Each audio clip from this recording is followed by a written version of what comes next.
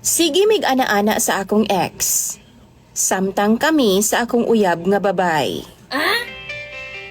Maayong adlaw kaninyo DJ Sam ug sa imuha mga viewers. Tawagan na lang ko sa pangalang Ella.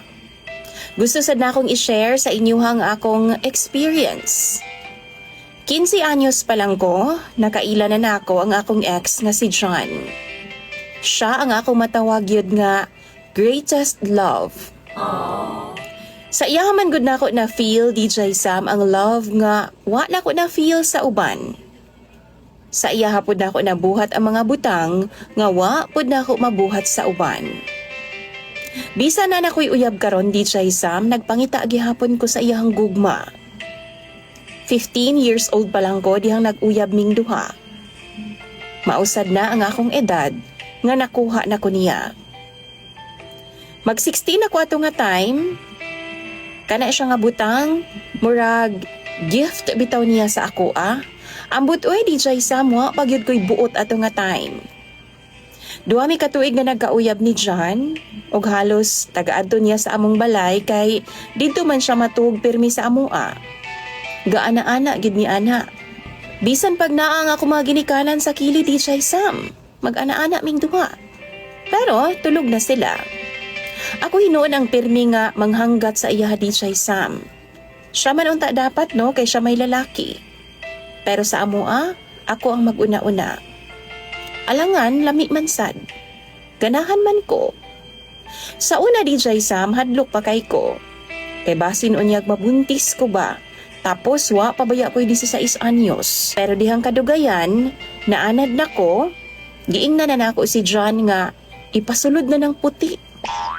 Pero gitubago niya DJ Sam nga ayaw sa, kay di pa ta ready duha. Mga bata pasadta. 15 anyos pa ko ato nga time, tapos si John 21 anyos na siya. 5 katuig ang among gap. Sumaw to, gipasulod yun niya DJ Sam. Perting kulbaan ako.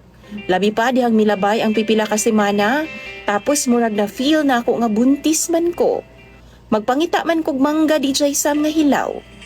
Ambot grabe gid akong kabalakan ni adto nga time. Hangtod nga nagpalit na lang og pregnancy test kit si John.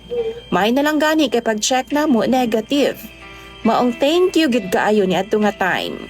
Grabing lipaya gid kaayo namo DJ Sam. Hangtod nga nag-college na lang ko. First year college ko DJ Sam. Dito na, nagsugod na nga wa na mi klaro duha ni John. Wa na siya'y cellphone, tapos ako napulaan og gikapoy na pud ko. Na ako'y classmate na tomboy DJ Sam.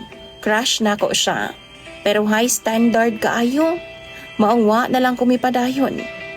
Na ako'y kaila nga amiga na ko, classmate DJ Sam. Giingnan na ako siya nga ritohi ko og babae be. Ambo DJ Sam, gusto na pud kog babae ni adto nga time. Labo na pud mi kaayo ni John ato nga time ha. Maunang nangita kog kalingawan ragod. Sumaw to, nangayo kog bay sa ako ang classmate. Giretohan ko niya. Kachat-chat ming duha sa iyang gihatag DJ Sam. Tawagon na lang nato sa pangalang Ash. Kani si Ash, dili gid ni siya tomboy. Bay gud gihapon ni siya DJ Sam. Lakinon lang gid siya og panlihok og pamorma. Gachat-chat ming duha. Tapos pagkagabi dayon ana, nag-meet up dayon mi.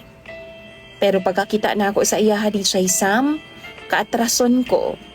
Kay perti man dayon niyang gamaya. 5'2" ang akong height DJ Sam, samtang siya naa sa murag 4'11" lang. Pero gwapo siya. Murag siya lalaki o pamorma DJ Sam. Cute kay siya. Mauto ng lakaw mi, nanlaag mi sa park, kay doon na may park sa amuang lugar. Dali rapod sa ako ang makalaag-laag DJ Sam, kay ga boarding house lang man ko. Maong makalaag jud ko anytime og bisag asa kung gustuhon ako. Iya akong gihatod sa boarding house human na maglaag DJ Sam. Kauban po ang akong amiga. Pero naglahi silag sakay og motor. Ako ni angkas ko kay Ash. Ana pa si Ash na ako DJ Sam. Bas hindi na ko ni mo replyan ha. Nya na pod ko DJ Sam nga sa kung huna-huna ba. Na turn off ko sa iyang height. Pero bawi-bawi raman po sa iyang hitsura. Sa iyang naong kay gwapo man siya. Angayan po siya magtinomboy DJ Sam. Fast forward, nanguyab siya na ako. Permi na siyang nag-aadto sa boarding house na ako DJ Sam. Pero ato nga time, uyab pa mi ni John. Pero wa na lagi klaro as in wa na gyud. Wa na klaro ang among communication duha. Hangtod nga gabulag na gyud ming duha ni John kay mas gipili man ako si Ash. Nakuha na sad ko ni Ash DJ Sam. Pero ambot kung nakahalata ba siya nga di nako virgin. Kay bang mo DJ Sam? Wa gyud ko malipay ni Ash. Kay haskang gagmayan niyag tudlo. Tapos, ang bunal baya ni John ha kay puryabuyag baya kaayo. Dako-dako sad baya to. Pero daambot ba DJ Sam? 7 months na mi ni Ash. Pasabot ana, 7 months na pud ming gabuwag ni John. Gamahay ko nga nang misud pa ko sa ingon ani nga relasyon. Pero laban ra gihapon. Kaysa karon gatchat-chat man gihapon migbalik ni John. Hangtod na balaan niya nga na ako'y karelasyon pero babay. Bago lang jud DJ Sam, nag-meet up na pud ming duha ni John. Nagkita-kita na pud mi.